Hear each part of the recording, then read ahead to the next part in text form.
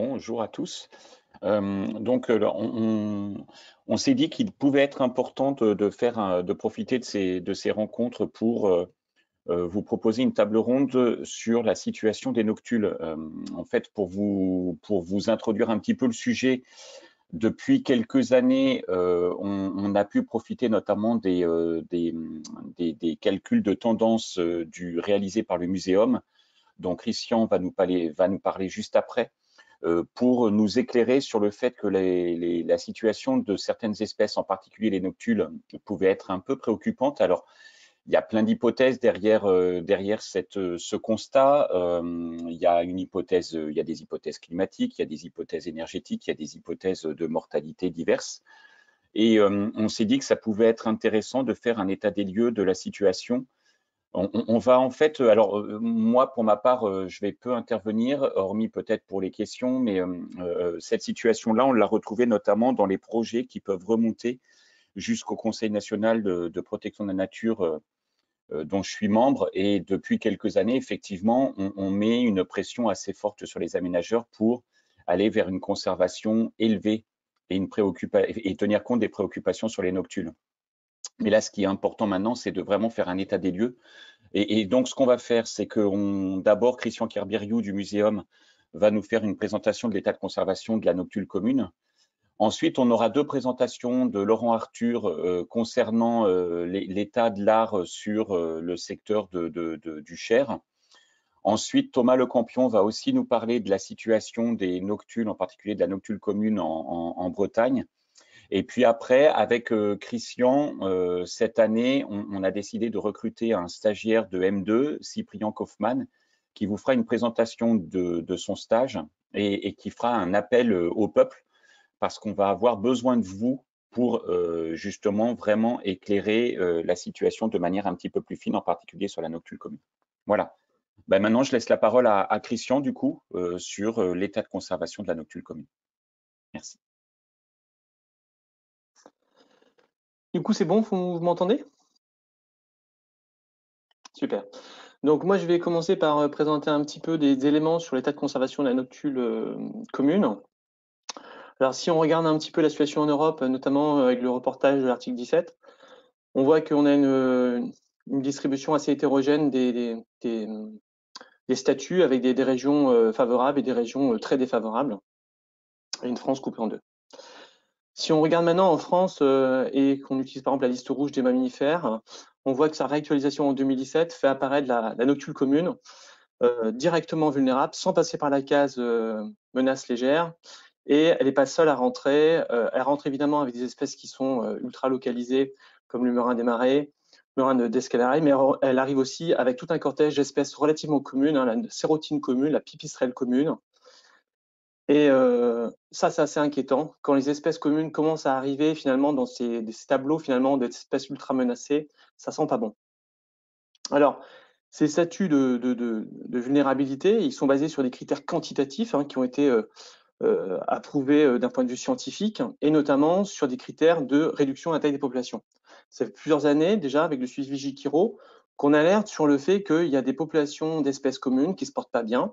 Et parmi celles-ci, la noctule commune a subi, elle, de très forts déclins. On pense que sur la période 2006-2019, c'est pratiquement 88% de déclin en moins. Voilà.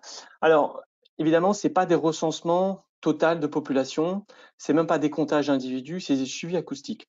Donc on s'est posé des questions, est-ce que ça ne pouvait pas y avoir des biais méthodologiques, notamment par exemple l'usure des microbes, c'est pas le cas, des biais liés au fait qu'on recompte plusieurs fois le même individu. Alors ça, on l'a testé par exemple sur le protocole routier, puisqu'effectivement, quand on fait un protocole routier, à un moment donné, en voiture, on est tellement loin du contact qu'on peut se dire que là, quand on est par exemple à 500 mètres, 1 kilomètre, le contact suivant, il y a très peu de chances qu'il soit le même individu. Mais même en tenant compte de ça, c'est toujours ces tendances-là, ça ne les fait pas bouger. Et enfin, ça peut être aussi des biais liés à la reconnaissance automatique. Bon, là, je pense que le labo est assez solide là-dessus. Il y a des papiers qui ont été soumis, puis vous avez vu, il y a de nombreux ateliers. Donc, probablement que ce n'est pas lié que à des biais liés à l'identification. Le programme Vigikiro a subi une forte évolution au cours des dernières années, notamment l'apparition d'un nouveau protocole, donc en 2014, le point fixe, et un effort d'échantillonnage qui a évolué puisque le nombre de participants a vraiment augmenté de manière considérable. Alors tout ça, c'est pris en compte au mieux dans les modèles statistiques pour produire les tendances des populations là qui sont proposées. Et le point important, c'est qu'on n'a pas de gros biais vers un sur ou un sous-échantillonnage de certains habitats. C'est-à-dire que quand on a les données du suivi Vigikiro, on n'a pas tendance à échantillonner plus près de telle route ou plus en forêt, etc. C'est-à-dire que en regardant la distribution, par exemple, du réseau routier au niveau national et la distribution du réseau routier dans Vigikiro, on a à peu près les mêmes choses. Et c'est le cas pour d'autres variables, comme par exemple la distribution de la pollution lumineuse. Donc, il y a des grandes chances que le dispositif Vigikiro reflète finalement un peu quelque chose de représentatif à l'échelle nationale. Alors, évidemment, au démarrage, il y a eu assez peu de sites suivis. Alors là, spécial remerciement pour les volontaires qui ont bien voulu démarrer avec nous. Donc, un grand merci à Joël Beck et sa Dream Team, Nicolas Filol, Julie Maratra, Laurent Gagé, Thomas Darnis, enfin j'en ai oublié, mais en gros, un grand merci pour ce démarrage. Mais ça repose sur peu de circuits finalement. Et donc, assez logiquement, en début de série temporelle, on va avoir ce qui est attendu, une grosse incertitude. C'est ce qu'on voit ici, c'est-à-dire qu'on a une grosse incertitude sur l'estimation de l'abondance relative à cette période-là. Et on peut avoir des effets stochastiques, c'est-à-dire le fait que ça fluctue beaucoup en début de série temporelle. C'est quelque chose d'assez connu. Voilà. Donc, en conclusion, le dispositif Vigikiro, il n'est peut-être pas parfait, surtout en début de période, mais on ne détecte pas de gros biais et c'est une approche de suivi acoustique qui est largement utilisée maintenant, que ce soit dans les différents pays européens ou en Amérique du Nord. Alors, ce démarrage de la série temporelle est quelque chose d'un petit peu bizarre avec cette fluctuation. Il est aussi observé chez les British, hein, mais sauf que eux, évidemment, quand nous, c'est notre début de série temporelle, eux, ça fait déjà un moment qu'ils surveillent. Et donc, peut-être que finalement, c'est quelque chose qui est vraiment arrivé, que ce n'est pas juste un effet stochastique. Alors, même si on considère que les 10 dernières années, où on est assez robuste sur l'échantillonnage, au final, on a quand même 45% de déclin et presque 7% de déclin par an. Alors, on va faire un petit modèle de démographie des populations pour voir un petit peu. Modèle simple, souvent, ça permet un peu d'éclairer. On va construire un modèle très simple. Tous les individus peuvent se reproduire dès 1 an. Il n'y a pas de problème pour ça. Pas de limitation du sexe ratio. Pas de sénescence. Bon, c'est pas complètement farfelu chez les chauves-souris. Et pas d'effet de densité-dépendance. On va faire varier la survie adulte. On va faire varier la fécondité. Et on va donc prédire un taux d'accroissement annuel. Et on va pouvoir, en fait, comparer ce taux de croissance annuel prédit par le modèle avec des taux d'accroissance observés. Alors voilà ce que ça donne. Le graphique n'est pas forcément facile à lire. On a ici la survie annuelle des adultes et l'autre axe qui est la production de jeunes. Si on prend un exemple, par exemple, ici pour une survie de 0,95, c'est-à-dire que les individus adultes ont 95% de survie d'une année à l'autre, et une productivité de 0,7, c'est-à-dire que sur 10 femelles, 7 arriveraient à amener des jeunes à l'envol, on va retrouver un taux d'accroissement qui est de 1,15, c'est-à-dire 15% de taux d'accroissement annuel. Donc, pour faire simple, quand on a un taux d'accroissement qui est supérieur à 1, on a des populations qui sont en augmentation, c'est ici le vert, et puis quand on est inférieur à 1, on a des populations qui sont décroissantes. Alors, qu'est-ce qu'on sait sur nos noctules en termes de paramètres démographiques? Pas grand-chose, c'est pas forcément très bien documenté. Il y a différentes bases, on peut avoir des espèces un peu voisines pour lesquelles il y a des publications, comme le noctule Lessler, des choses comme ça, ou le sérotine. Bon, ce qu'on sait, en gros, c'est que probablement qu'on a des espèces qui sont assez longevives, mais c'est pas comme des grands rhinolophes, ils vont pas survivre 0,95. On a plutôt quelque chose où on a une survie adulte qui est sans doute compris entre 0,75 et 0,95 et 0,85, excusez-moi. De la même manière, même si de temps en temps il y a des femelles qui ont des jumeaux, il est assez peu probable que toutes les femelles arrivent à amener plus qu'un jeune à l'envol. Donc au final, le domaine des possibles des espèces, de l'espèce, finalement, il est assez réduit. Et ce qui est important, c'est qu'on va pouvoir déterminer un taux d'accroissement maximal. C'est-à-dire que si l'espèce donnait tout ce qu'elle avait dans les tripes, en gros, elle n'est pas capable de faire beaucoup plus qu'un taux d'accroissement de 5 à 10%. Ça veut dire quoi, ça? Ça veut dire déjà que le déclin qu'on observe, il est supérieur à la capacité maximale de l'espèce à restaurer sa population dans les conditions les plus favorables qui puissent jamais exister. Donc, il y a une dette qui s'accumule. Et avec un taux d'accroissement de 1,07, c'est-à-dire à peu près le taux d'accroissement médian du taux maximum d'accroissement, on voit qu'il faudrait 10 ans pour récupérer les 45% de diminution de la population. Donc, il faudrait donc des situations ultra favorables. et il faudrait presque 32 ans pour récupérer les 88% de déclin de la population. Alors maintenant, on peut aussi regarder à quoi correspond ce taux d'accroissement qu'on a observé de 0,85. Dans quelles conditions on peut le trouver? Alors, ici, on a le 0,85, je ne sais pas si vous voyez dans le coin de ma diapo. On va aller regarder les isoclines de couleur ici, la 0,85 là, et c'est ces couleurs d'orange. Eh bien, si on ne fait pas bouger la survie adulte, donc on reste à une survie adulte relativement forte pour cette espèce-là, de 0,85, il faudrait qu'on ait quasiment plus de jeunes produits. Ouais, on n'a presque plus aucune femelle qui arrive à mettre des jeunes à l'envol. La deuxième conclusion, c'est qu'un tel déclin qui a été observé de 0,85, il ne peut pas être expliqué uniquement par une baisse de la fécondité. Il y a forcément une forte probabilité pour que la survie ait été impactée. Alors là, pour les espèces longivives, ce qu'il faut savoir, c'est que leur assurance vie en termes de viabilité des populations, c'est justement leur survie adulte. Elles ont tout misé dessus. Et ici, on a un faisceau d'éléments qui semble suggérer qu'on a en fait en partie impacté des adultes, hein, soit un départ d'adultes réellement de la population, ils sont plus chez nous, ils sont plus en France, soit ils sont morts. Alors pour en savoir plus sur la malédiction des espèces longivives, il y a vraiment un super exposé de vulgarisation fait par Jean-Dominique Le Breton il y a 2 jours. Je vous conseille vraiment d'aller voir ce petit tuto, il est vraiment très sympa. Alors les hypothèses concernant ce déclin, ils sont multiples. Il y a plusieurs pressions qui sont connues.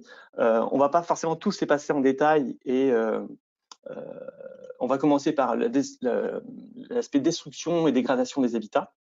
Et on peut faire par exemple un focus sur, par exemple, la gestion forestière. On sait que ce sont des espèces qui sont dépendantes pour leur gîte, souvent, pas que, mais des grands arbres, plutôt des feuillus, plutôt des cavités de pics. Et ça va souvent à l'encontre d'une gestion assez intensive des forêts. On va plutôt planter des résineux avec un cycle de vie assez court. Alors, je ne vais pas rentrer en détail. Il y a Laurent qui pourra intervenir dessus. Il y a plusieurs articles dessus. Puis, il y avait aussi l'enquête nationale des arbogîtes. Mais a priori, finalement, on impacterait d'abord la fécondité si on impactait finalement ces ressources en termes de gîtes. Le deuxième cas, c'est la pollution lumineuse. La noctule commune, c'est une espèce lucifuge. Or, on a un accroissement de la pollution lumineuse qui est assez fort. Notamment, on a même un effet rebond lié au LED. Enfin, ça coûte moins cher, donc on peut en mettre plus. Donc, on a un taux d'accroissement mondial qui est 2 à 6%. Et ici, il y a près de 80% des régions comme l'Europe qui sont impactées. Ici, il y a un exemple à Berlin, où même si les habitats sont favorables, l'espèce, notamment par exemple des petits bois ou des fleuves, l'espèce ne chasse plus et ne va chasser finalement que dans les zones pour lesquelles c'est relativement obscur. Alors, pas forcément besoin d'aller à Berlin ou lire l'anglais. Il y a de nombreuses interventions lors de ces rencontres, donc je vous les conseille d'aller faire un tour sur cet impact de la pollution lumineuse. La deuxième hypothèse, c'est le changement climatique. Alors là, il y a des travaux récents, notamment sur le caractère migratoire qui aurait diminué en Ukraine, et ça pourrait même être responsable de l'extension de l'espèce vers le nord, presque de 500 km. Et la question, est-ce qu'il y avait moins de noctules communes à venir hiverner en France? Alors, ce qu'on sait, c'est que sur les gîtes, en fait, là, il y a le cas d'une étude allemande. Les gîtes, finalement, regroupent des individus qui viennent finalement d'assez loin, aussi bien de l'Est, de l'Ouest, du centre ou du Nord. Et c'est quelque chose qu'avait déjà montré Eric Petit il y a 2 décennies. Il y a un gros brassage des populations dans les colonies d'hibernation. Finalement, est-ce que on n'enregistre pas ça avec des gîtes chiraux? Et donc là, il y aura un enjeu peut-être à faire des tendances différentes en fonction des périodes de repos, périodes de migration. Vous faites notamment le travail de Cyprien. Et notre question, c'est et si nos noctules, qui sont finalement un peu en limite de répartition, hein, puisque plus on va vers le bassin méditerranéen, moins il y en a. En Italie et en Espagne, il n'y a pas beaucoup de noctules communes, c'est assez rare. Et finalement, est-ce qu'on n'est pas en train de subir finalement l'impact du réchauffement climatique? Et ça, peut-être qu'on pourrait l'explorer en faisant des tendances régionalisées. Alors, notre hypothèse, ça concerne le déclin et notamment la mortalité liée aux éoliennes. Et notamment, ça a été documenté en premier chez les noctules communes. Alors, ce qu'on sait au niveau européen, c'est que les noctules, sérotines, pipistrelles font partie des espèces qui sont le plus souvent retrouvées mortes au pied des éoliennes.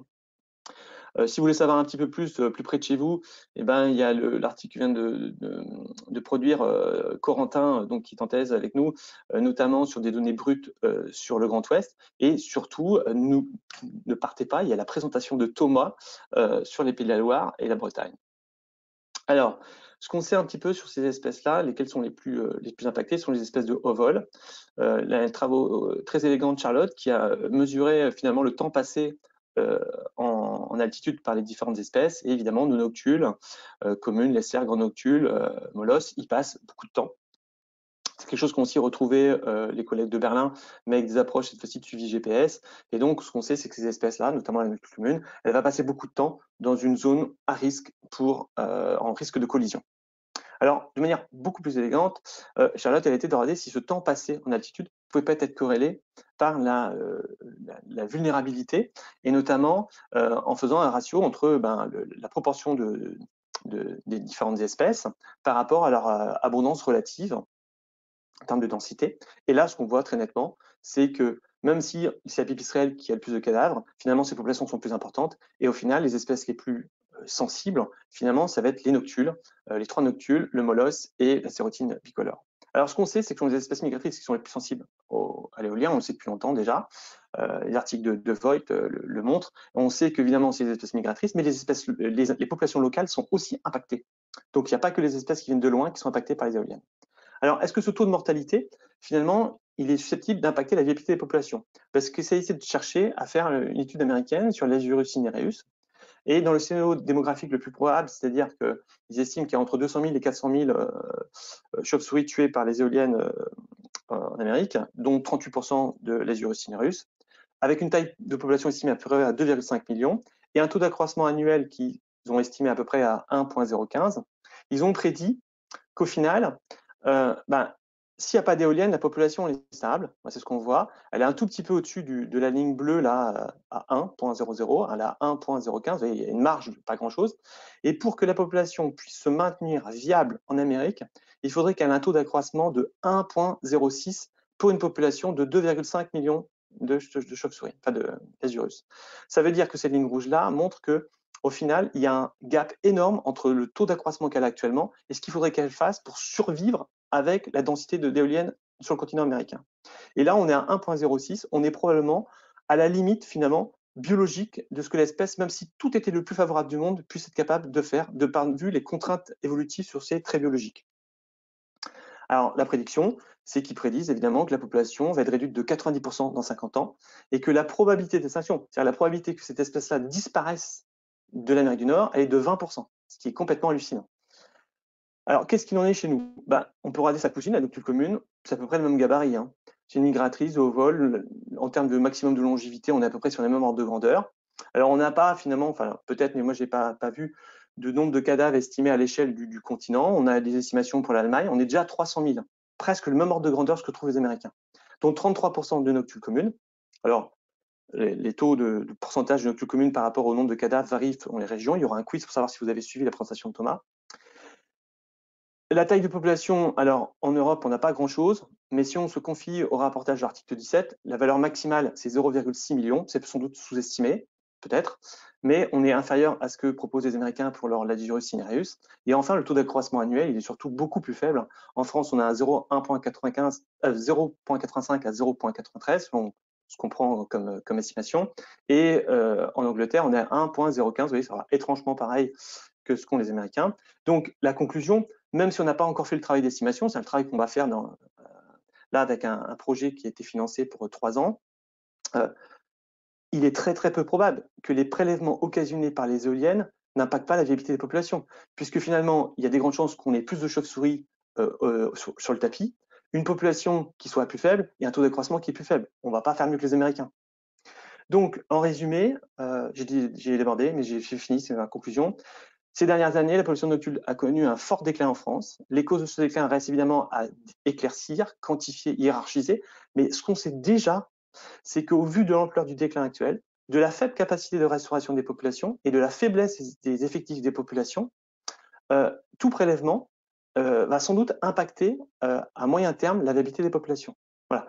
Alors j'ai fini. L'ensemble de la biblio, vous pouvez la télécharger. J'ai fait un dépôt. Un grand merci à tous les participants de Vigikiro. Vraiment un grand merci, sans qui ce travail-là, on ne pourrait pas le faire. Et je vous laisse entre bonnes mains avec Laurent, Thomas et Cyprien. Voilà.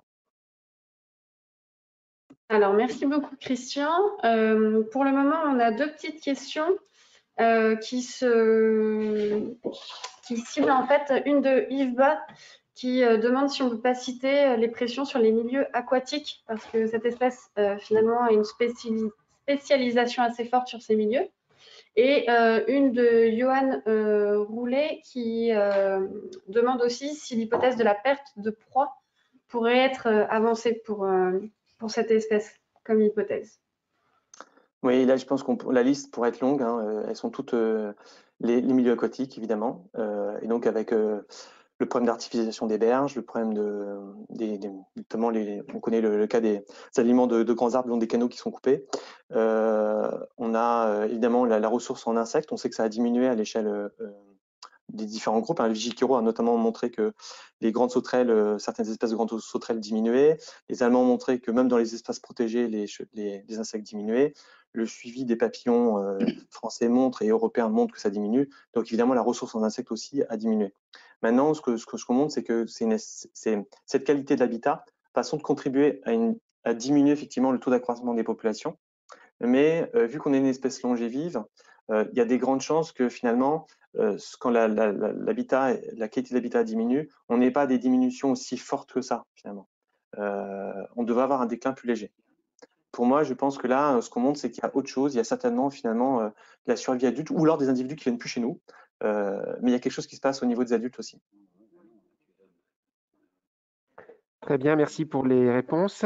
On n'a pas d'autres questions là pour l'instant. Du coup, on va passer la parole à Laurent, Arthur. Bon, tout le monde m'entend. Donc, eh ben, Christian, je suis encore plus démoralisé que tout à l'heure. Donc, le sentiment qu'on a, tu l'as bien pointé. Donc, moi, je vais incorporer un petit peu les autres noctules pour pas les oublier, c'est-à-dire la noctule géante dont on a parlé hier, et puis la noctule de Lessler, parce que je pense que le groupe, ce qui concerne la noctule commune, va retomber sur la tête des deux autres espèces du genre. Et donc, ce genre, je pense qu'il est urgent de faire quelque chose. Alors, toutes les études qui sont lancées sont formidables, elles sont essentielles, mais on peut aussi avoir des activités pour accompagner le devenir de ces espèces qui commencent vraiment à poser souci. Alors, c'est d'autant plus fâcheux tout ça, c'est que ce qui menace aussi les noctules, c'est le plan climat, la gestion des arbres, la gestion des ouvrages d'art, et que pour ces domaines-là, quand on se retrousse les manches, on arrive à des résultats. C'est-à-dire qu'on arrive à intégrer les noctules au plan climat, on arrive à les protéger, on sait faire. Ceux qui ont regardé la présentation de ce matin, maintenant on est passé à une phase de réalisation. Ici, au jour le jour, on essaye de motiver la gestion des arbres, les aliments de platane, puisqu'il y a beaucoup de platanes sur Bourges, et on peut intervenir sur les arbres pour leur gestion, pour éviter d'avoir des coupes et des abattages qui tuent les bêtes, au moins qu'elles tombent au sol et qu'elles puissent se réenvoler. On a vu les trames noires. Alors moi, j'aurais des choses à dire sur les trames noires, c'est que nous, nos populations de noctules urbaines, elles n'ont pas l'air d'être si sensibles à la lumière que ça. Enfin, c'est pas le sujet. Donc, pour réussir à faire quelque chose pour ces bêtes, on y arrive. Le seul problème, on y revient de nouveau, c'est quand on a résolu le plan climat, la gestion des ouvrages d'art, les aliments de platane, on arrive à l'éolien. Et là, l'éolien, ça va pas. Enfin, je veux dire que pour avoir vu les populations de noctules au détecteur d'ultrasons il y a 30 ans sur Bourges, c'est une ville où il y en avait vraiment beaucoup, on a des populations et des indicateurs qui vont à peu près dans le même sens que les études du Muséum national. Alors, nous, on a déjà un problème, à mon avis, très important, c'est qu'on est inaudible au niveau médiatique. C'est-à-dire qu'on regarde des articles qui sortent dans des journaux très variés, des reportages à la télévision ou à la radio. On ne parle jamais des chauves-souris, ou quand on en parle, c'est vraiment qu'on a beaucoup ramé. Et là, je pense qu'il y a quelque chose à faire, c'est déjà être audible. C'est-à-dire que, alors là, je lance un premier appel. S'il y a des gens qui veulent se rapprocher de moi et mettre en place un système où quand on a une émission, un journal qui parle des problèmes éoliens sans invoquer le problème de la faune d'altitude et spécifiquement aussi des chauves-souris, c'est de suivre le journaliste, c'est-à-dire lui envoyer un dossier de presse pour déjà conscientiser le grand public, parce qu'on ne gagnera pas sur cette énergie renouvelable, mais qui n'est pas une énergie verte. Ça, c'est déjà une base de la dialectique, c'est-à-dire que les industriels avancent en disant on a produit une énergie verte. Non, ils ont produit une énergie renouvelable qui est la plus dangereuse pour la biodiversité. Et ça, ce sont des concepts, à mon avis, qu'on a intérêt à faire passer auprès du grand public. Alors, on essaye aussi dans un même temps d'obtenir tous dans nos régions et ailleurs des sanctuarisations de sites où il y a des enjeux très forts. Si on n'y arrive pas, on ne va pas gagner non plus. Donc, ça veut dire sanctuariser, ça veut dire mettre en place des mesures conservatoires et des zones d'exclusion éolienne dans les endroits où il y a beaucoup de noctules recensés. Alors, pour ce faire, donc nous, on suit déjà des populations de noctules communes, mais on a des enjeux très forts en région sur 2 populations de noctules de l'Esler. Alors, le deuxième appel, pour tout le monde, c'est savoir si dans vos régions, vous avez des colonies de mise bas de noctules de l'Esler qui sont supérieures à 50. Donc, nous, on en a 2 qui tournent autour de 150 femelles, qu'on suit. L'une, on la suit depuis 20 ans, et l'autre, on commence à la suivre, on l'a découverte depuis 3 ans. Donc, ça, c'est la deuxième demande. Donc, vous pouvez vous rapprocher de moi, que ce soit pour le côté médiatique ou que ce soit pour le côté noctule de l'Esler. Et nous, on continue. Donc, Michel, qui est derrière, avait demandé que je parle aussi du fait qu'on envoie à Voigt, en Allemagne, on fait des prélèvements de poils sur les noctules qu'on récupère suite au suivi de mortalité, et on les envoie en Allemagne. Pour nous, un tiers des populations qu'on récupère ne sont pas nationales, c'est-à-dire qu'elles sont migratrices. Voilà, je pense que je suis dans les temps, et les noctules vous remercient.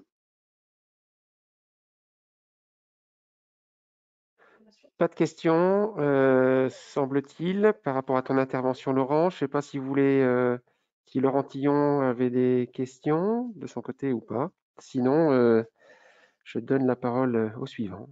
Non, ce que je peux ajouter par rapport à ce que vient de dire Laurent, c'est que je crois qu'il a raison de lancer les alertes, et notamment vis-à-vis des médias, et que il faut qu'on devienne force de frappe pour réussir à toucher le maximum de médias aujourd'hui sur ce sujet-là, et puis alerter aussi nos politiques. Il y a peut-être quelque chose à faire à l'aune de la préparation de la future campagne présidentielle, où tout le monde est en train de prendre conscience au niveau politique d'un enjeu climatique, mais qui n'a pas intégré le fait que ce qu'il est en train de développer au niveau climatique est en opposition totale avec l'enjeu de biodiversité. Et je crois que c'est ça, hein, Laurent, que tu mets comme accent. Et c'est là-dessus, je pense qu'il faut qu'on arrive à alerter les candidats, peut-être à la future présidentielle. Il va falloir qu'on arrive à être suffisamment impactant pour qu'ils aient conscience de la catastrophe vers laquelle ils nous entraînent. Parce que derrière, on sait bien que tout étant un monde d'interaction, à partir du moment où on va commencer à perdre des espèces, on est incapable aujourd'hui de mesurer les impacts réels que ça va avoir sur la qualité de notre environnement non plus. Donc, on peut aussi les alerter là-dessus. Je ne sais pas ce que tu en penses, Laurent.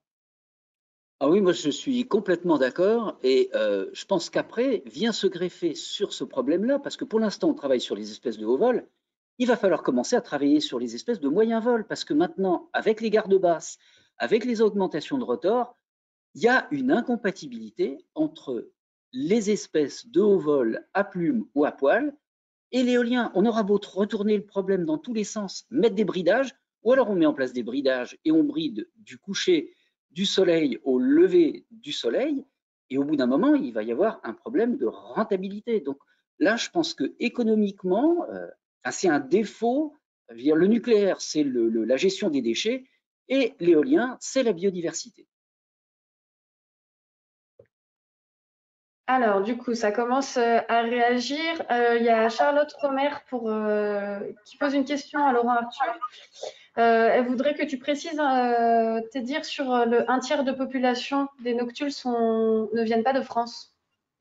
Alors, depuis 2018, on est censé récupérer toutes les chauves-souris qui sont soumises à des suivis de mortalité en région centre. On ne les récupère pas toutes, mais on en récupère un bon paquet. Et donc, quand on tombe sur des espèces migratrices, Nathusius ou les noctules, on fait des prélèvements de poils, on les envoie à Christian Voigt, Et sur les individus qu'on a envoyés, on a un tiers qui ont des marqueurs qui… Alors moi, je ne suis pas compétent dans les isotopes, mais avec le travail qu'il fait, il y a un tiers des individus qu'on a envoyés en analyse qui proviennent visiblement de zones extra-françaises, donc migratrices. Et les 2 autres tiers ont des marqueurs qui sont identiques aux oreillards et aux rhinolophes qu'on a identifiés, enfin qu'on a fait analyser pour avoir des espèces locales qui ne bougeaient pas. Merci. Alors, on a, alors Laurent, tu peux compter sur la Bretagne et les Pays de la Loire pour tes appels de la part de Nicolas Chenaval, qui, qui indique également qu'il y aurait peut-être besoin d'un document national faisant état de l'alerte pédagogique auprès des décideurs. Donc, à voir si c'est une chose qui peut se mettre en place pour qu'après les structures locales puissent aller défendre ces positions nationales auprès des préfectures et des DREAL. Alors, je rappelle que la SFEPM a sorti il y a très peu de temps, enfin il y a 2 mois, un document sur les gardes basses et sur les augmentations de rotor qui allait dans ce sens, mais en effet, il faudrait qu'on sorte un autre document de synthèse à destination des médias et des politiques, comme disait Laurent. Alors, on a aussi une question d'Arnaud Lacoste qui demande comment vous avez fédéré les bureaux d'études en charge des suivis de mortalité pour récupérer les cadavres. Ça n'a pas été facile, mais c'est avec l'aide de la DREAL, Centre Val-de-Loire, et normalement, et c'est aussi parce que le muséum entretient de bonnes relations avec la plupart des bureaux d'études de la région, donc on récupère les bêtes, mais c'est vrai que c'est pas facile. Donc, il faut vraiment avoir l'appui de l'administration et travailler bien avec les bureaux d'études ou les associations, parce qu'il y a des associations aussi qui font du ramassage de cadavres. Très Et bien. nos analyses proviennent, pour Voigt, proviennent essentiellement des suivis de mortalité liés à l'éolien. Très bien. Merci Laurent. On n'a plus de questions là pour l'instant de notre côté. Je vais laisser la parole donc du coup à Thomas Le Campion et Laurent, tu peux enlever ta caméra et ton micro. Merci. Merci, bonjour à tous. On souhaitait vous faire un retour sur l'évolution des connaissances sur la noctule commune en Bretagne et en Pays de la Loire. C'est une présentation qu'on a faite aux rencontres Chiroptère Grand Ouest en 2019 avec Pascal Bellion, qui a notamment beaucoup travaillé sur cette espèce en Pays de la Loire, et notamment donné quelques petites clés de compréhension, de savoir comment on peut les trouver et de présenter un petit peu l'état des populations chez nous. Et j'ai un deuxième volet qui est le deuxième volet éolien plutôt, avec un petit zoom sur la noctule commune suite à une synthèse de mortalité qu'on a faite sur le département de Loire-Atlantique, où on a une situation qui s'avère assez critique pour cette espèce. Donc, pour l'étude des noctules communes, donc en Pays de la Loire et Bretagne, tout est un peu parti des cartes où toutes les régions avaient versé au pot commun pour les rencontres Chiroptère Grand Ouest, avec notamment une importance, notamment des présences de colonies de Misbah en Pays de la Loire, notamment en Loire-Atlantique et Maine-et-Loire. Élément qui avait été repris à l'époque pour les 25 ans des rencontres à Bourges, avec des cartes qui étaient là aussi peut-être, bon, pour le coup un peu non exhaustif, mais où on retrouvait cette importance de la région et autrement de la grande région Grand Ouest pour la noctule commune. Alors, en Pays de la Loire, il y a eu notamment une enquête et un gros travail qui a été fait ces dernières années avec différents protocoles pour essayer de rechercher ces espèces et de découvrir des gîtes, avec notamment de l'écoute avec ou sans détecteur d'ultrasons. Et notamment, il y a beaucoup de travaux et de repérage de colonies qui se sont faits grâce au repérage des cris sociaux, puisque les noctules communes émettent des vocalises très, très audibles. Enfin, dans certains cas, hein, ce n'est pas tout le temps le cas. Avec un objectif de cibler les arbres à cavité, les alignements à lisière de bois, qui sont quand même les milieux préférentiellement colonisés par l'espèce. Et si on avait des sorties de gîtes repérées, d'essayer de remonter les flux pour identifier les arbres gîtes. Tout ça, forcément, en s'aidant d'autres éléments pour orienter les recherches, notamment du témoignage, de la pose d'enregistreurs passifs, d'éventuelles données de capture, même si c'est une espèce qui est peu capturable, entre guillemets. C'était une étude ou un protocole qui visait les deux espèces, donc Noctule commune et Noctule de Lessler. Donc les résultats depuis 2015, c'est la découverte d'une quarantaine de gîtes, ce qui n'est pas rien et ce qui est relativement intéressant. 16 colonies avec MISBA prouvées, en sachant qu'il y en avait 5 qui avaient été découvertes avant 2015. Des gîtes arboricoles, mais pas que. Il y a des bâtiments aussi, des ponts, des gîtes artificiels. Il y a eu aussi 2 gîtes d'hibernation découverts en Vendée et Maine-et-Loire. La plus grosse colonie de parturition française, pour l'interrogation, Pascal se posait la question, avec 284 femelles, 17 colonies en Loire-Atlantique, dont 8 avec MISBA certaines. Une population importante, notamment sur le cœur urbain de Nantes, avec des échanges très importants sur ce secteur-là entre colonies, et une colonie mixte, notamment avec du murin de Daubenton. Donc voilà pour les Pays de la Loire, en sachant qu'en 2020, apparemment, il n'y a pas eu beaucoup de suivi et de recherche, donc il n'y a pas eu de découverte complémentaire pour cette région, si ce n'est éventuellement des suivis en Loire-Atlantique, mais avec des disparitions de colonies et donc des effectifs à la baisse. Pour la Bretagne, on a travaillé un petit peu de la même façon, si ce n'est qu'on travaille que depuis 2017 sur cette espèce, principalement sur l'île-et-Vilaine, donc l'est de la région. Donc à la fois on travaille en repérage sortie de gîte, après des inventaires actifs, de l'enregistrement passif notamment aussi, mais on a abandonné cette technique et maintenant on travaille principalement qu'avec la remontée de flux d'émergence crépusculaire, donc en essayant de remonter les flux jusqu'au gîte. On a travaillé aussi avec un peu de capture, notamment pour prouver la MISBA.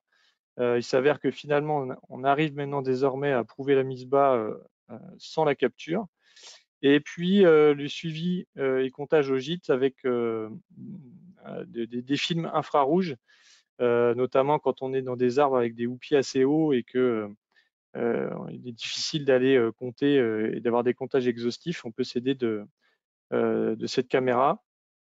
Et à l'avenir, on essaye de cibler les alignements d'arbres à cavité, mais le problème, c'est que en Bretagne, on est plutôt sur des boisements, voire des parcs de châteaux, et on est moins dans la configuration des Pays de la Loire, où on a, notamment le long de la vallée de la Loire, beaucoup d'alignements de platanes qui sont colonisés.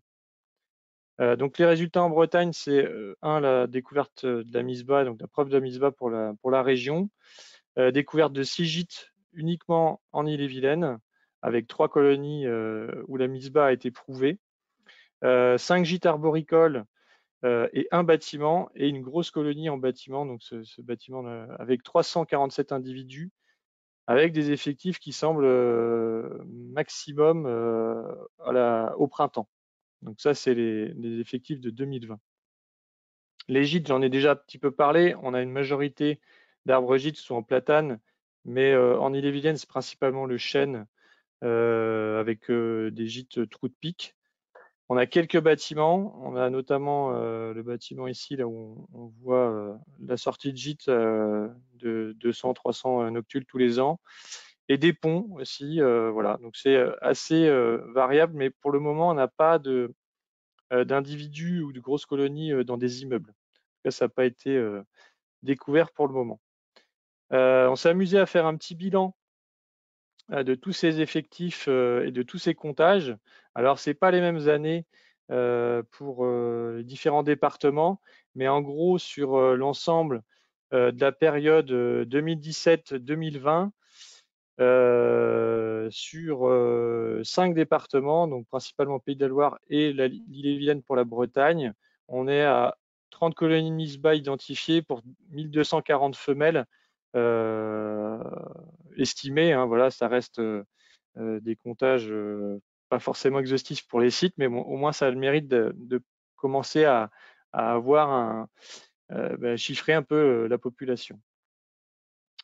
Sur carte, voilà ce que ça donne. On est avec, comme je vous le disais, une grosse répartition et des effectifs très importants le long de la Loire entre Angers et Nantes. Et puis, on a des colonies périphériques qui peuvent être assez importantes dans des trames paysagères type bocage dégradé, voilà, avec des colonies qui montent jusqu'à 130, 200 individus. Et donc, probablement des trous dans la raquette et probablement d'autres colonies à trouver sur l'ensemble de cette zone, notamment en Ille-et-Vilaine. On sait qu'on a d'autres colonies à découvrir dans les prochaines années. Quelques conseils maintenant pour la recherche de colonies. Ça ne sert à rien de s'exciter avant le 15 juin, notamment dans le Grand Ouest. On s'est aperçu que les bestioles arrivaient très tardivement sur les arbres pour la mise bas. Donc c'est vraiment la période 15 juin, 15 juillet. Bon, forcément, cibler des secteurs avec de nombreux arbres à cavité à proximité des grandes vallées ou points d'eau. On parlait tout à l'heure du lien avec la qualité des habitats aquatiques. Ce qui est important, c'est aussi de s'entraîner l'oreille sur les cris sociaux et notamment d'essayer d'aller écouter ces cris sociaux sur des colonies connues et suivies pour essayer de bien se mettre à l'oreille les vocalises diurnes et privilégier pour ça les journées chaudes, milieu et fin de journée notamment. Pour prouver la reproduction, je vous disais que la capture n'était pas forcément obligatoire et en fait, on s'aperçoit que une fois que les adultes ont quitté les arbres gîtes ou les gîtes, on a toujours les jeunes qui continuent à crier là-dedans. C'est encore très audible. Et puis surtout les comportements de vol. Les premiers vols de jeunes sont tellement hésitants qu'il ne fait aucun doute qu'on est sur des individus qui apprennent le vol et voilà, et on peut facilement prouver la mise bas comme ça. Une petite attention à porter sur l'émergence crépusculaire qui est parfois discrète, notamment chez les femelles.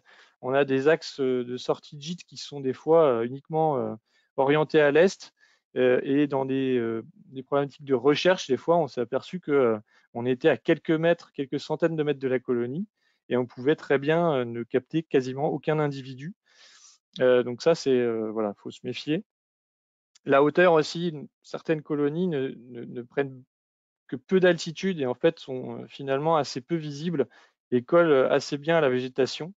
Et puis des stratégies de sortie de gîte avec des flux qui peuvent sortir par dizaines d'un coup pendant une dizaine de secondes et puis après plus rien, un ou deux individus, puis ça repart. Voilà, avec notamment ça c'est sur les grosses colonies. Donc voilà, des fois on peut éventuellement passer à côté si on reste pas voilà, quelques minutes, quelques dizaines de minutes sur le site, sachant que voilà, l'heure de sortie de gîte, en tout cas chez nous, entre le 15 juin et le 15 juillet, c'est entre 22h et 22h15. Après, il y a très peu de chances d'avoir des colonies sur le secteur. Et puis, comportements de mâles différents à confirmer avec notamment des comportements territoriaux. On a vu des colonies très faibles effectifs avec des individus qui pourchassaient du martinet, des hirondelles, qui sont très démonstratifs, qui tournent énormément autour du gîte, enfin la zone où elles sont sorties.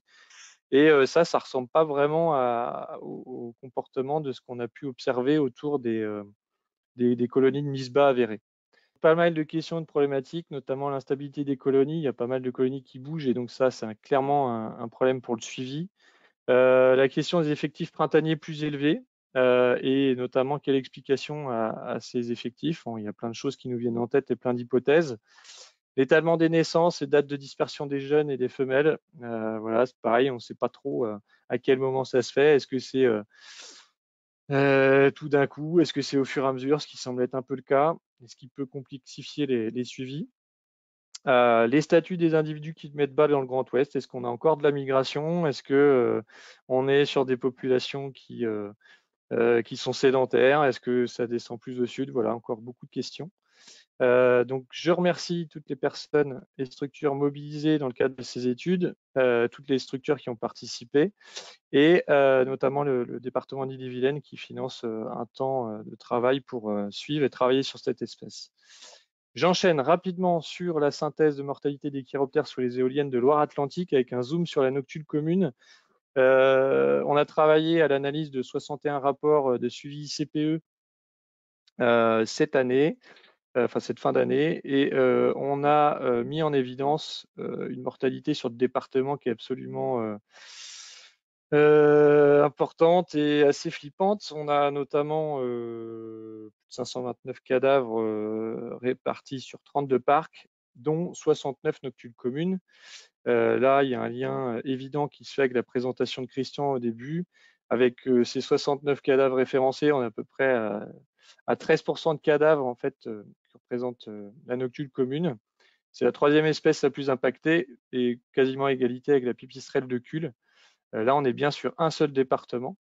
On s'est amusé à additionner, enfin amusé, c'est un bien grand mot, mais additionner les calculs d'estimation de mortalité des suivis ICPE. Alors avec tous les biais que cela implique et les incertitudes, mais à la suite de cette addition, on arrive sur des estimations entre 4000 et 6000 chiroptères tués en 10 ans. Clairement, c'est sous-estimé pour tout un tas de raisons, je pourrais y revenir après. Et avec une estimation basse, si on prend au prorata des 13% de noctules communes parmi tous ces cadavres, à 650 noctules communes qui seraient mortes en 10 ans. Voilà, donc c'est assez problématique. Et même si les chiffres ne sont sûrement pas à prendre au pied de la lettre, ça nous permet d'évaluer un peu l'ampleur de la chose et de la problématique, au moins à minima sur ce département. La répartition mensuelle du nombre de cadavres, on n'a pas l'effort de prospection hein, par mois, mais la majorité des cadavres sont retrouvés entre juillet, août et septembre, sachant que la majorité de la pression d'observation a été mise sur ces mois juillet, août, septembre, octobre. Et là, depuis quelques années, avec les nouveaux suivis, on s'aperçoit que ça tape aussi au printemps et on a les premiers cas de mortalité de noctules communes printaniers. Au niveau cartographique, je passe parce qu'il n'y a pas forcément de lien de cause à effet entre la présence des colonies et la localisation des parcs mortifères. Ce qui est assez intéressant, c'est sur la répartition annuelle du nombre de cadavres. Pour la noctule commune, on s'est aperçu que à pression d'observation qui là a été effort de prospection l'a calculé au niveau annuel, on s'est aperçu que notamment cette année 2018 là avait été particulièrement mortifère pour l'espèce. Bon, ces 5 dernières années, on était plutôt sur une moyenne de 10 cadavres retrouvés. Là, on arrivait sur 25 cadavres, alors que la pression d'observation était quasi similaire. Donc, un effet annuel assez important.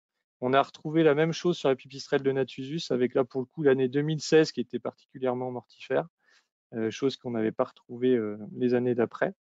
Et puis, quelque chose qui est assez intéressant à noter, c'est qu'on a une baisse importante de la mortalité en 2019, malgré un effort d'échantillonnage qui augmente. Là, clairement, on a Charlotte Romer en a parlé un petit peu dans sa présentation hier. Au niveau des Pays de la Loire, il y a eu un gros travail de fait de sensibilisation des services instructeurs. Il y a même des inspecteurs qui se sont déplacés sur le terrain pour vraiment constater cette mortalité. Il y a une grosse pression qui a été mise sur les exploitants pour brider les parcs. Alors, il y a sûrement un début d'explication avec notamment ces parcs très mortifères qui ont été bridés en 2019 et qui explique cette baisse. Cependant, malgré un effort important, on se retrouve quand même avec une dizaine de cadavres, un peu moins d'une dizaine de cadavres retrouvés en 2019 de noctules communes. Et voilà, et l'expansion du nombre de parcs continue et que malgré tout ce qu'on peut faire en bridage, il y aura forcément une mortalité résiduelle qui va quand même être compliquée pour cette espèce. Voilà, j'en ai fini et j'espère que j'ai pas trop débordé. C'est parfait, merci beaucoup Thomas. Ça laisse la place aux questions. On en a plusieurs. Alors, on en a deux qui concernent les gîtes. Donc, Sébastien Rouet souligne qu'il est important qu'il serait important de réaliser la synthèse des données estivales, notamment sur les gîtes de Misbah, et en prenant en compte aussi les colonies historiques, que ce soit Noctules Communes ou de l'Esler, sur le vaste bassin parisien, parce que ces populations ne semblent pas être connectées avec l'Allemagne ou l'Espagne. C'est plus une remarque, mais si tu veux réagir à cela. Sur le bassin parisien, moi je suis pas trop spécialiste, il y a peut-être des gens un petit peu mieux placés. Voilà, mais effectivement, nous, les suivis sur le Pays de la Loire, Bretagne, les estimations d'effectifs ont été faites sur des colonies de Misbah avérées ou potentielles suite à l'observation des différents comportements. Et donc la majorité des effectifs qu'on a dans le tableau, je ne sais pas si on voit toujours mon écran, non, c'est pas celui-là non plus. Celui-ci, là, 1240, on est vraiment sur des femelles et on est sur la période de 15 juin, 15 juillet, donc vraiment les effectifs en Misbah. Merci. Alors, on a Charlotte Remer qui te demande si tu penses que pour les recherches de réseau de gîtes sur une ripisylve, est-ce que l'actif est plus efficace que le passif? Est-ce que c'est complémentaire et combien de bénévoles sont nécessaires pour être efficaces? Ouais, c'est une bonne question. En fait, le passif, on s'est rapidement un peu cassé les dents, c'est-à-dire que notamment, il y a forcément ce groupe de sérotules là, qui est assez compliqué à mettre en évidence. Il fallait poser forcément des boîtiers dans des milieux très ouverts pour avoir des signaux qui étaient facilement identifiables automatiquement. Ça nous a donné des résultats assez compliqués à analyser et difficilement utilisables pour une application derrière sur le terrain pour aller chercher les colonies. Et en fait, on s'aperçoit que vraiment l'observation des flux en écoute active avec, il faut bien sûr voir les individus, mais avec l'orientation des axes de vol, même si ça peut prendre 1, 2, 3 soirées d'affilée, une fois qu'on a trouvé un flux, finalement, on arrive facilement à aller au moins trouver le bouquet d'arbres qui est concerné. Et je pense que c'est plus simple de fonctionner comme ça quand on a une connaissance déjà initiale de la présence de noctules communes sur un secteur. Je pense que le passif peut aider sur des zones où on a très peu de connaissances, à commencer déjà à un peu dégrossir le travail. Mais une fois qu'on a ces informations-là sur les zones de présence, en ciblant certains habitats, les parcs de châteaux, les alignements d'arbres et effectivement les ripisylves, on peut facilement, via l'observation et l'écoute active, remonter jusqu'aux colonies. Le nombre de bénévoles, c'est assez compliqué, c'est assez variable. On s'est retrouvé à faire des manips où on était une quinzaine et d'autres colonies qui ont été découvertes assez facilement à une seule personne finalement. Bon là, il faut plusieurs soirées généralement, mais ça se fait. Et en fait, c'est pas dans la bonne période puisque 15 juin, 15 juillet, on est déjà très pris au niveau chiroptérologique, mais finalement, c'est pas toute la nuit et il suffit juste d'être à 21h45 sur le site, d'ouvrir le détecteur et les yeux pendant 45 minutes. Et si on n'a rien vu jusqu'à 22h30, voilà, il y a très peu de chances qu'il y ait une colonie à proximité immédiate de là où on se trouve. Voilà, ça ne veut pas dire qu'il n'y ait pas de bestioles dans les 500 à 1 km, mais au moins on a déjà une information et on peut passer à un autre site. Merci. Alors, juste Sébastien Rouet spécifier le vaste bassin parisien de tout à l'heure, ça prenait en compte le centre de Val-de-Loire, les Pays de la Loire et le nord du Massif central. Voilà, pour information. Okay. On a une question d'Olivier Vinet qui indique que la grande noctule semblerait ne pas émettre en volant. Donc peut-être que c'est un peu la même chose aussi pour la noctule commune. Et Yves Bas qui demande si vous avez essayé la détection à l'aube. Alors, pour la première question, en fait, on a toujours eu des contacts acoustiques. Alors, enfin, le problème, c'est qu'il y a un biais, mais dès lors qu'on a des contacts, on cherche forcément une bestiole. Moi, de mon expérience, j'ai jamais vu de noctule sans avoir, enfin, noctule commune sans avoir de contact acoustique. En tout cas, ça m'a pas marqué. Et puis pour la deuxième question de Yves, c'était sur, excusez-moi, j'ai un peu La perdu le fil. détection à l'aube, est-ce que vous avez essayé de Oui. faire de la détection à l'aube? Non, pas du tout, mais c'est quelque chose qui a été tenté par Picardie Nature sur un stage l'année dernière où ils ont eu quelques résultats à l'aube. Et effectivement, ça peut être une technique à tester. Nous, on l'a pas testé, mais effectivement, ça pourrait être testé. Voilà, je pense qu'il y a des gens de Picardie Nature qui pourraient nous éclairer sur les prospections matinales. En tout cas, il y a eu des résultats, il y a eu des colonies comme ça de trouver. Alors, il me semble que c'est quand même en faibles effectifs. Je crois que les colonies découvertes n'excédaient pas la dizaine d'individus, mais probablement que c'est une technique qui fonctionne aussi. Si tu me permets, j'ai une remarque et une question. Ma remarque, c'est par rapport à ce que tu disais sur l'étalement des naissances dans le cadre d'une colonie que j'ai pas mal suivie il y a quelques années sur Rambouillet. J'avais la preuve de l'étalement des naissances sur plus d'un mois, avec le 17 juillet des femelles encore gestantes, alors qu'il y avait des jeunes volants qui étaient presque de taille adulte dans la même colonie. Donc, ce qui démontre qu'effectivement, il y a un étalement qui est assez fort. Et après, j'avais une deuxième question qui était relative à ce que tu disais sur 2019, qui était moins mortifère. Je comprends les effets du bridage qui peut impacter la baisse des mortalités. Est-ce que tu penses que ça peut aussi être lié tout simplement à la baisse des effectifs et qu'au bout d'un certain temps, ben, tu retrouves moins de cadavres simplement parce que tu as moins de bêtes en vol? D'après toi, enfin, quel peut être le ratio en fait? C'est compliqué, de répondre à ça. Ce que je sais, c'est que les parcs vraiment mortifères, où on avait vraiment de la casse sur la noctule commune, ont été bridés, même si, et donc pour le coup, il y a eu une mortalité peut-être résiduelle, mais pour le coup, le gros a peut-être été limité. Voilà. Et pour le coup, j'ai aucun avis sur la baisse des populations. Alors, on sait qu'en 2020, on a une baisse du nombre d'individus sur la Atlantique. Comparé aux années d'avant, le problème c'est que du coup il y a des déplacements de colonies. Donc, est-ce qu'on doit l'imputer à une mobilité importante de l'espèce? Est-ce que c'est du déclin suite à des mortalités? Voilà, c'est quasiment impossible de répondre à la question. Voilà, on ne peut pas aller plus loin.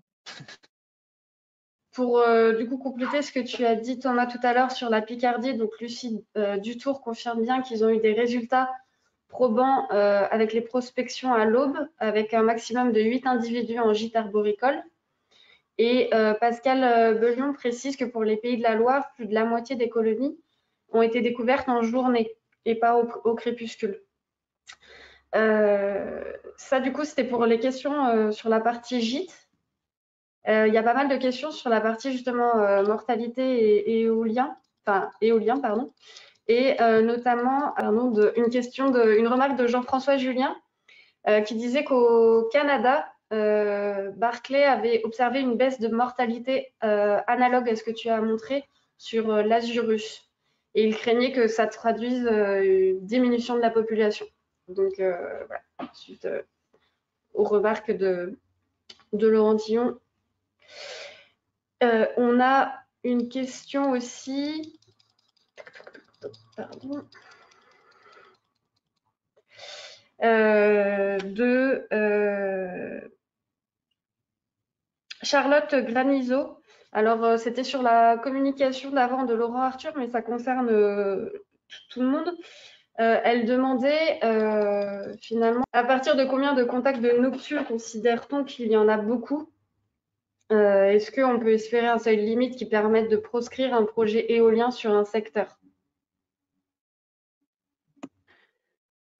Il y a eu des éléments de réponse hier donnés. Ah, pardon, Laurent. Non, vas-y, et notamment de Kevin Barré, que finalement, vu la présentation très anxiogène de Christian tout à l'heure, le moindre individu, en fait, pour la noctule commune, est un individu de trop, et il est temps que ça se calme là, parce que effectivement, on va basculer dans une situation très précaire, et voilà. Je ne sais pas si vous voulez compléter là, les copains. Là, ici, je suis complètement d'accord. Chaque noctule morte, c'est une noctule de trop. Alors nous, on essaye d'obtenir, si on y arrivait, des sanctuarisations à minima autour des colonies qui sont connues et qui sont en reproduction. Si on n'arrive pas à obtenir ça, c'est plié. Je veux dire que il faut créer des zones de sanctuaire aussi. Alors après, combien moi, je ne vous annonce pas les chiffres qu'on a encore, parce que je veux dire que sur les colonies de Lessler, on ne sait pas s'il y a d'autres colonies de Lessler qui dépassent les 100 individus en milieu bâti. Et en plus, ça permet de les suivre.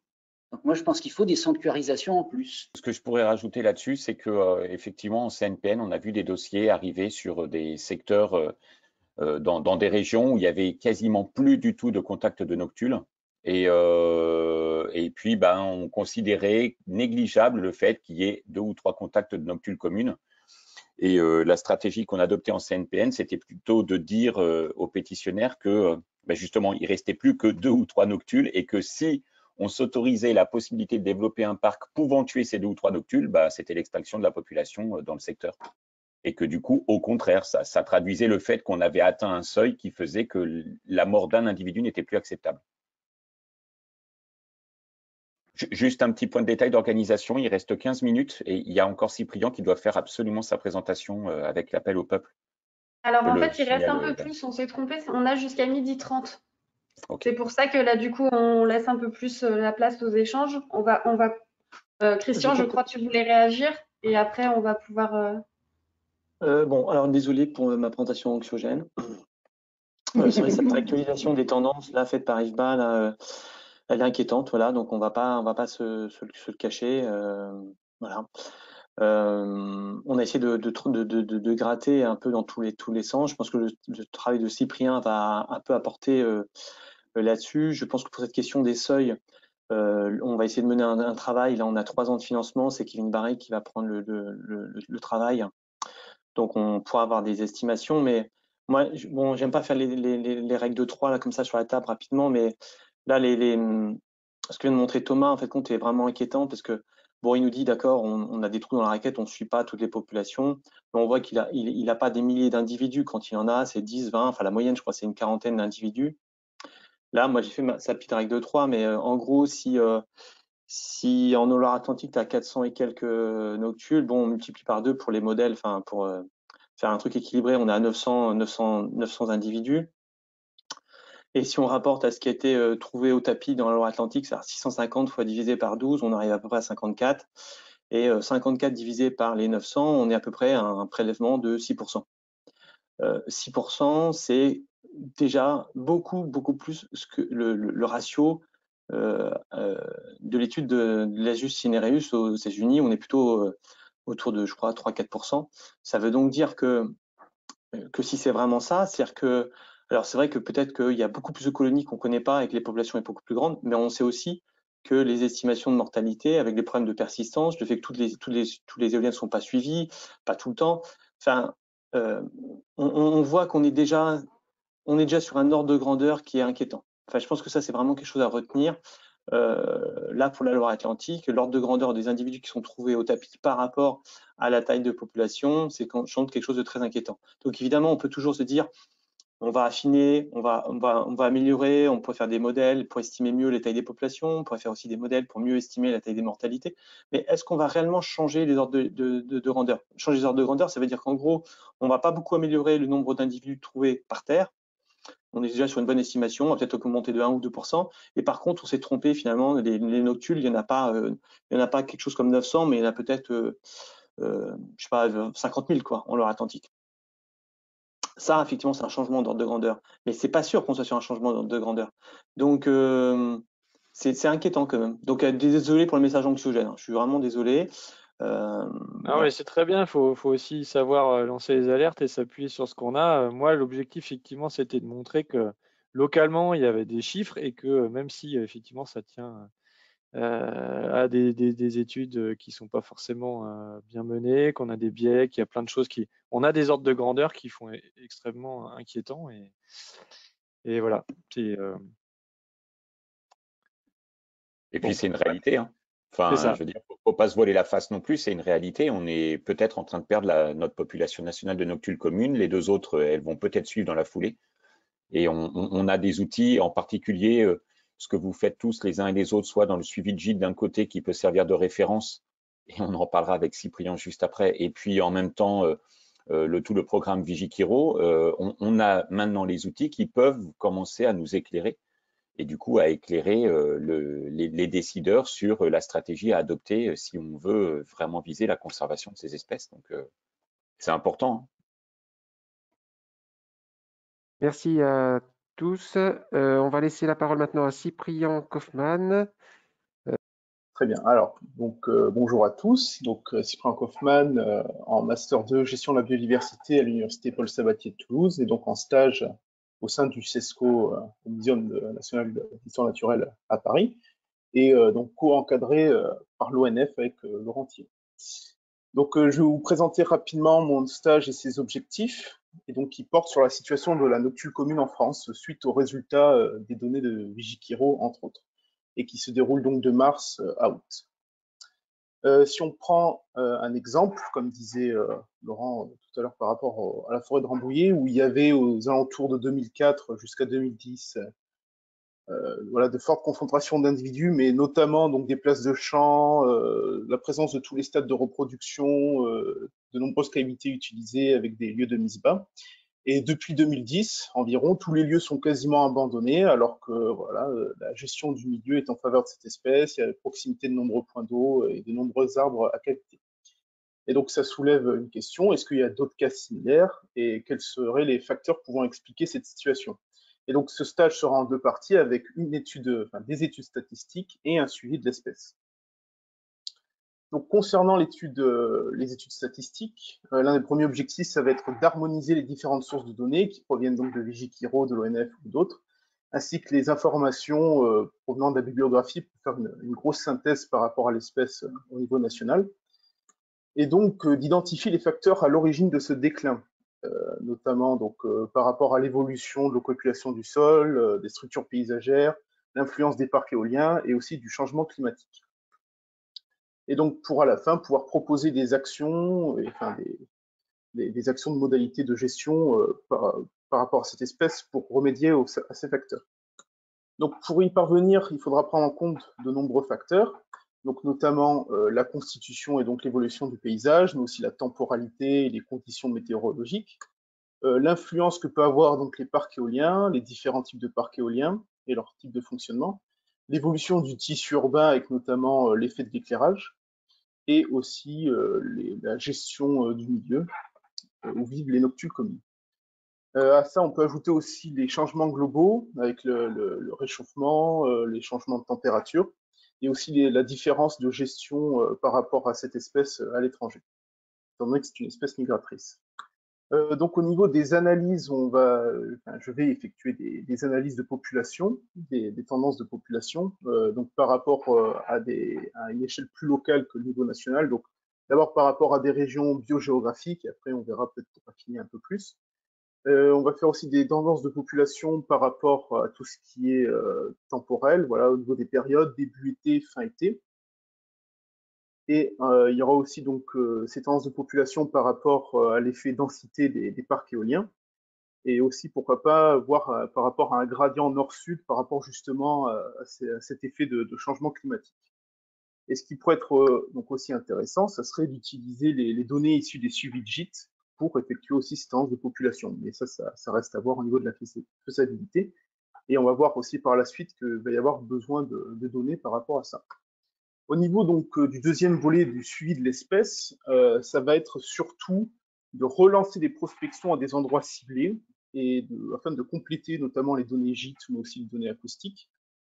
Donc là, comme on peut le voir, donc là, c'est 3 cartes qui représentent les niveaux d'activité donc de la noctule commune par rapport aux 3 protocoles Vigikiro en France, et donc tous les points qu'on voit affichés avec leur couleur, en fonction donc du référentiel d'activité nationale, c'est des points à chaque fois les plus récents.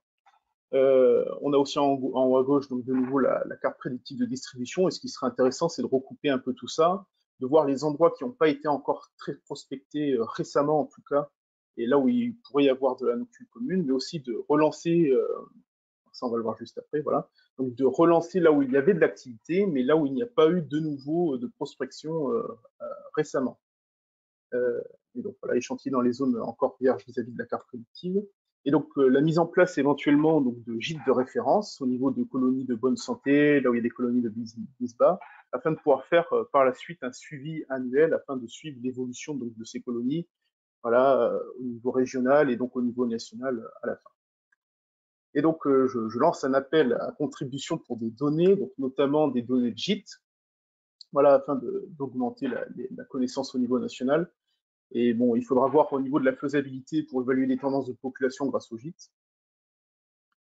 Et notamment aussi des données acoustiques pour compléter les données de Vigikiro, notamment aux alentours de 2010 et avant 2010, là où il y a eu peu de prospection, mais aussi avoir des données acoustiques au niveau de zones où il n'y a pas eu vraiment encore de prospection enregistrée avec Vigikiro, afin de contrebalancer le poids de certaines zones où il y a eu énormément de prospection jusqu'à aujourd'hui.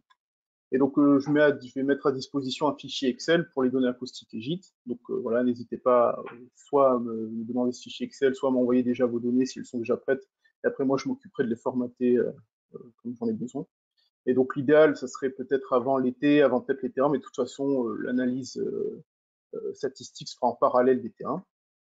Donc, au niveau des perspectives et voilà, des ouvertures par rapport à ce stage, à cette étude, donc, il faut que je vois rapidement comment mettre en place les terrains de cette année, donc qui se situeront donc fin mai, juin jusqu'à fin août.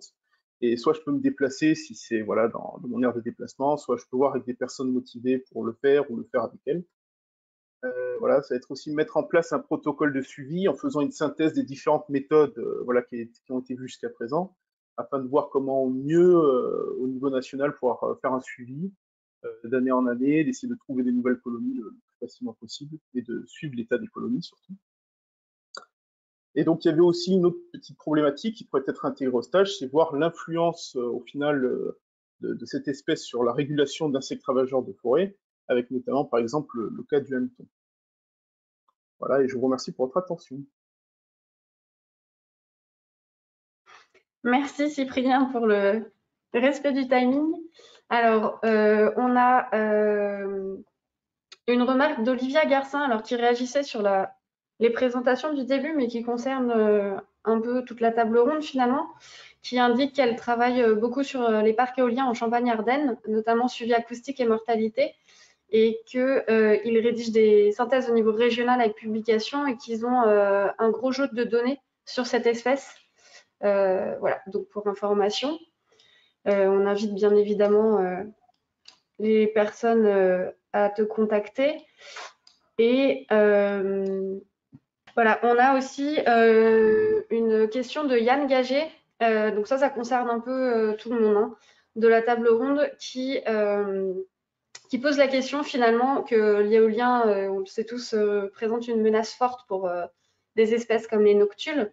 Et la question, ce serait quelle solution on peut proposer finalement pour combiner la préservation de ces espèces et la transition énergétique pour lutter contre le changement climatique. Je ne sais pas, c'est vraiment pour moi, il y a une incompatibilité, mais au-delà de l'incompatibilité, ce n'est pas une réponse, mais je pense qu'il faut une sanctuarisation. Je vais recommencer sur la sanctuarisation, parce que je veux dire que sans ça, on n'arrivera à rien. On protégera déjà les populations qui ont moins tendance à migrer ou qui sont sédentaires. Ce serait déjà un signe fort de l'État et de son implication pour protéger la biodiversité et lutter contre le réchauffement climatique en même temps.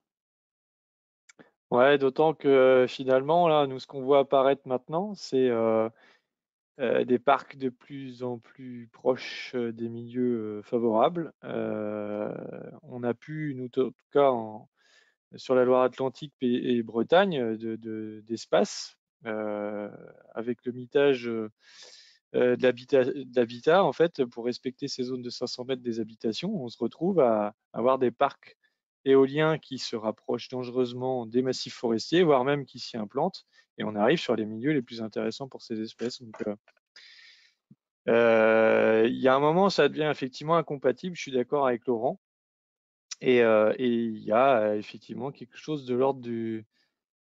En tout cas, nous, de stopper dans certains secteurs le développement, parce que sinon on n'y arrivera pas. Et même avec des plans de bridage, on s'aperçoit que la mortalité résiduelle, elle est présente et qu'on ne peut pas se permettre. Voilà. Alors, je Ouais. ne sais pas si je peux. Oui, moi Vas-y. j'aurais fait une réponse en deux parties. Une réponse en tant que personnel muséum, et puis une réponse personnelle en tant que Christian Cavario, homo sapiens, père de famille.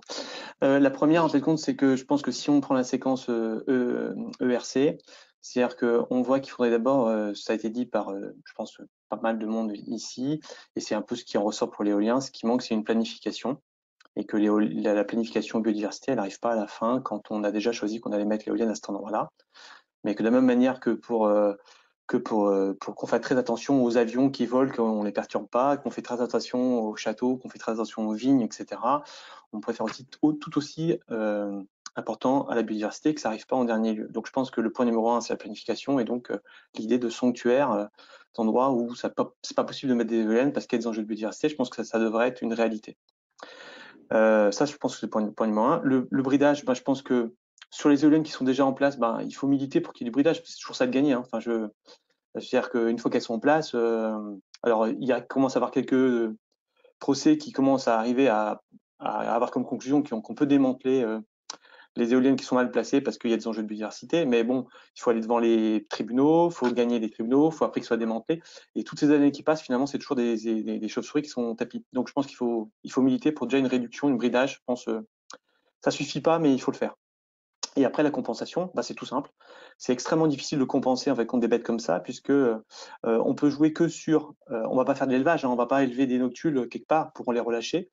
Donc, on pourrait jouer que sur la qualité des habitats pour augmenter un peu la fécondité. Mais ce que j'essaie de vous montrer, c'est que vu le système de ces espèces longévives, au final, la fécondité ne peut pas compenser la perte d'adultes. Donc, on peut faire des mesures d'accompagnement, c'est toujours bon à prendre. Hein. Enfin, mais ce ne sera pas la panacée. Ça veut dire donc que la séquence ERC, pour les noctules, pour les espèces longévives, elle repose essentiellement, si on veut atteindre vraiment l'objectif, pas de perte, elle repose sur les vides-pans. Donc ça, c'est ma réponse, on va dire, je dirais, de chercheurs.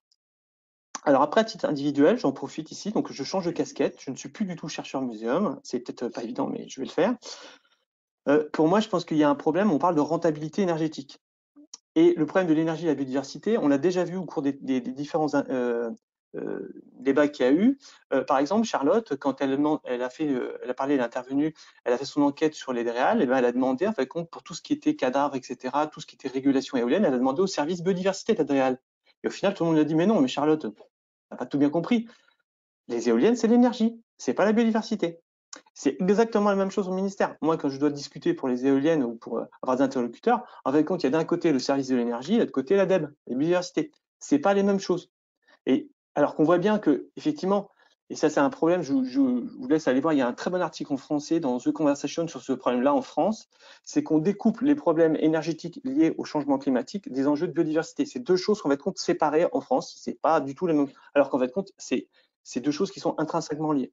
Et donc, je continue un petit peu plus loin, à être encore plus Christian et indépendamment du reste de mes autres casquettes. On n'a pas trop envie de charbon. Moi, je suis dans une région où pas mal de gens se sont battus contre le nucléaire. On n'a pas trop envie non plus de nucléaire. Et en même temps, le réchauffement climatique, il faut faire quelque chose. Et on arrive à cette question de rentabilité économique. Et c'est peut-être un levier. Peut-être que l'énergie éolienne, on peut peut-être en faire quand elle tourne le jour, quand il n'y a pas de rapace, quand il n'y a pas de machin, etc. Peut-être que la rentabilité, elle va vraiment chuter. Ça veut dire que ce sera une énergie qui coûte très, très cher.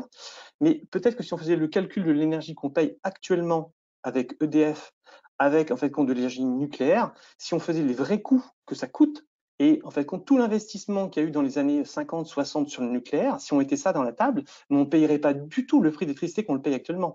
Donc il y a peut-être aussi une chose très simple comme levier, ben, l'énergie éolienne, ok, mais que quand c'est possible et que quand il n'y a pas d'impact, donc pas souvent, et dans ces cas-là, eh ben, ça coûte plus cher. Mais peut-être que l'énergie, ça va coûter aussi plus cher. Donc moins la gaspiller et peut-être aussi la faire payer plus cher. Voilà. Ça, c'était indépendamment de ma casquette muséum. Voilà.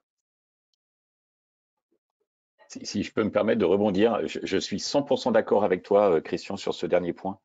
Et que pour avoir discuté avec des gens du ministère et puis avec d'autres personnes plutôt du système bancaire qui financent les ENR, clairement, ce qui prime, c'est la rentabilité. Or, aujourd'hui, vis-à-vis du climat, on s'en fout de la rentabilité. C'est pas là qu'il est l'enjeu. C'est de changer de mode de consommation, de changer notre mode de production d'énergie. Et c'est ça qu'on souhaite. Donc, pour l'instant, on est dans un système qui ne peut pas fonctionner et qui a effectivement toutes les difficultés qu'on connaît sur la prise en compte de la biodiversité, de manière très claire. Et je rebondis vraiment sur ce que tu disais tout à l'heure. Il y a au ministère, il y a deux grands courants, il y a le climat et puis il y a avec l'énergie et puis il y a la biodiversité. Et ben, ce sont deux mondes qui ne se parlent pas ou très très peu. Voilà. Ou en tout cas, quand ils se parlent, de toute façon, celui qui gère le climat et l'énergie fait bien comprendre à la biodiversité que c'est lui qui a le vent en poupe et qui a les consignes directes qui viennent du président et c'est pas la biodiversité. Voilà, donc ça, c'était un premier point. Après, il y a deux autres choses que je voulais rajouter. C'est que clairement, en voyant tous les projets qui concernent les énergies renouvelables, alors on pourrait se limiter à l'éolien. Il y a aussi les panneaux photovoltaïques. Quand on voit des projets de 1000 hectares de panneaux photovoltaïques qui s'attaquent à de la forêt, ça pose question, vraiment. Mais voilà, on est vraiment face à un système de toute façon qui rend la compensation sur ces milieux-là et sur ces espèces-là quasiment impossible si on n'est pas capable de mettre en place de l'évitement, comme tu le disais, Christian. Et ça amène au dernier point, les sanctuaires.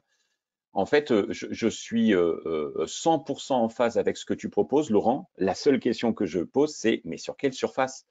Je reprends l'exemple que citait Cyprien tout à l'heure pour la forêt de Rambouillet. Sur l'île de France, il n'y a pas d'éolienne. Voilà, c'est un objectif qui a été avancé en termes de décision d'aménagement. Et en fait, malgré tout, il y a des grandes forêts, la forêt de Fontainebleau, la forêt de Rambouillet. La forêt de Rambouillet, les gîtes dont parlait Cyprien tout à l'heure, sont dans des réserves biologiques de 250, 450 hectares dans laquelle la dernière tronçonneuse est passée il y a 70 ans. Il y a une quantité de gîtes dingue. On est à plus de 100 mètres cubes de bois mort à l'hectare sur ces zones-là. Le problème, il n'est pas du tout sur le gîte. C'est en plus des sites qui sont sur des secteurs avec des grands étangs, avec plein de mares. Il y a absolument l'habitat idéal à proximité des gîtes pour la noctule. Le problème, c'est que pour avoir traqué une ou deux noctules dans ce secteur-là, c'est que les animaux chassent en partie au-dessus de la forêt et en partie en plaine de Beauce, dans la région voisine, et peuvent aller jusqu'à 20-25 km de la zone de gîte. Et en plaine de Beauce, là, pour le coup, il y a un développement éolien. Et mon hypothèse, c'est que c'est la plaine de Beauce qui a vidé la population de noctules commune de la forêt de Rambouillet, de la région voisine. Donc après, se pose la vraie question de quel sanctuaire. Est-ce que c'est des sanctuaires par tâche? Est-ce qu'il ne faut pas un couloir de migration sur lequel on retirerait tout risque éolien? Je ne sais pas quelle est la bonne solution. C'est compliqué, on se pose les mêmes questions. On en était arrivé au niveau du groupe régional à quelque chose comme, on va dire, 12 km autour des sites les plus sensibles. Mais c'est vraiment, là, le groupe national, on est quand même les experts. Et quand on donne une expertise, souvent contestée par les gens qui sont en face, par les industriels, et qui nous disent, mais vous vous appuyez sur quoi? Au bout d'un moment, on s'appuie sur notre intime conviction et sur notre connaissance qui est issue de plusieurs décennies, pour les plus vieux, dont je fais partie, de terrain. Et je pense que quand on dit après, il faut un zonage large, parce qu'on sait qu'on n'est pas face à des espèces comme les petits rhinolophes, c'est des bêtes qui vont aller loin. Donc, je pense qu'il faut faire les deux ou les trois, c'est-à-dire les couloirs migratoires, les zones qui sont des zones d'hibernation et puis les zones de reproduction. Mais c'est certain que si on propose de couvrir tout le territoire national d'un moratoire complet, on va se faire bouler. Alors, je sais qu'il y a des gens qui écoutent. et qui doivent être en train de prendre des notes pour dire comment on va faire pour lutter sur ce qu'on est en train, par rapport à ce qu'on est en train de dire. Mais pour moi, il faut que l'État montre à un moment son intérêt, parce qu'on parle des noctules, mais bientôt on va parler des barbastelles, des oreillards avec les gardes basses. Et c'est tout le cortège des espèces chiro. Il restera les rhinolophes. Tu vois, pour rebondir sur ce que tu dis, le sanctuaire, là, par exemple, un rayon de 12 km, pour les populations rambolitaines, ça suffit pas. Et pour voir un petit peu ce qui se passe dans le secteur de Rambouillet, il n'y a pas d'aménagement qui peuvent justifier le fait que les populations aient disparu, hormis le développement éolien sur une largeur, enfin sur une distance de la forêt de Rambouillet, qui est plutôt à 15-20 km de la forêt. C'est peut-être 15, c'est peut-être 20, mais c'est peut-être 20. Mais c'est compliqué. En tout cas, tout ça pour dire que, parce que je vois que le temps qui s'écoule, ce qu'on a besoin, c'est de vraiment éclairer aussi le sujet de manière très fine sur les colonies de reproduction, sur tout un tas d'autres sujets. Et on a vraiment besoin que vous transmettiez tous ce que vous avez à Cyprien, si vous voulez participer au projet, de manière à nous éclairer. Christian le disait tout à l'heure, il y a des tendances qui sont issues de Vigikiro. On a besoin de les valider aussi avec les gîtes et donc d'avoir des gîtes de référence. On a vraiment besoin des deux. Ils sont très complémentaires pour vraiment réussir à nous éclairer de manière très fine. Vous avez les coordonnées de Cyprien qui s'affichent en bas. Il ne faut pas hésiter à le contacter. Et juste, pendant qu'on est à l'appel à tout le monde, n'oubliez pas, si vous avez une colonie de Lessler dans votre région ou dans votre département en bâti de plus de 50 individus, enfin même de 30, et ce serait intéressant de faire remonter les infos au muséum de Bourges. Enfin à moi, oui, parce que c'est vrai qu'il y en a deux des muséums. Merci beaucoup pour tous ces échanges. Alors, je vais juste prendre une dernière remarque. Donc, Charlotte Romer indiquait juste, enfin soulignait juste que elle voulait dire que les bridages actuels ne sont pas forcément efficaces, ni pour les chauves-souris, ni pour la production énergétique, parce qu'ils sont trop grossiers. Donc, il est urgent aussi d'utiliser des modèles plus complexes qui permettraient d'améliorer un petit peu la situation, voire beaucoup la situation sur ces mortalités. Voilà, on va devoir clôturer. Je vais laisser la main à Sébastien, mais n'hésitez pas les participants à continuer d'écrire vos questions. Merci à tous pour votre participation et ces échanges super intéressants.